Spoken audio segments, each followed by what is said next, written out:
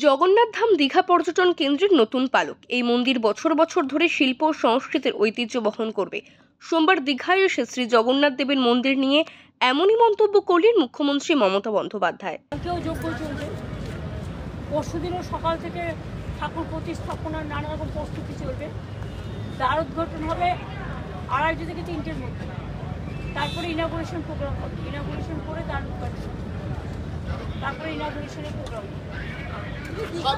তারপরে এত দ্রুত হয়ে গেল, তার মধ্যে ইয়াস আমফান ঘটলো, তার মধ্যেও দীঘায় এই যে দ্রুত হলো, এই সেদিন বললেন হয়ে গেল, আবেগটা কতটা স্পর্শ করছে আপনাকে? না, এটা সমুদ্র স্রোত এবং সমুদ্রের মধ্যেই তো আমাদের বাংলার সবচেয়ে বড় শান্তির প্রতীক নামধাম, যেটা শান্তি চৈতন্যদেব কত বছর আগে তিনি এই মন্ত্র নিয়ে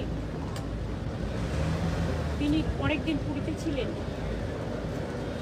এবং তিনি তার মধ্যে কথাটা বেরিয়েছিল নয়ন পথগামী জগন্নাথ। দীঘায় যেহেতু একটা সমুদ্র আছে এবং সমুদ্রের লোকে বেড়াতে আসে, এখানে একটা তীর্থস্থান হলে পর্যটকদের আকৃষ্ট করে।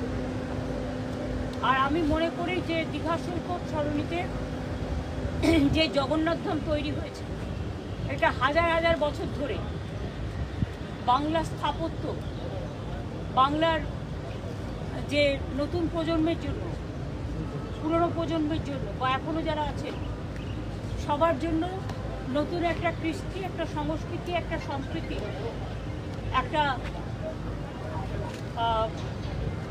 মিলিত হওয়ার, একদিকে আধ্যাত্মিকতা, আধ্যাত্মবাদ, অন্যদিকে সম্প্রীতি, সবারই আহ্বান, এইসব মিলিয়ে মিশিয়ে আমার মনে হয় যারা কাজটা করেছে খুব ভালো করেছে। এবং বাদবাকি তো আমরা পরে বলবো, এখন দেখাশোনা করতে হবে। ব্যুরো রিপোর্ট, ওঙ্কার বাংলা।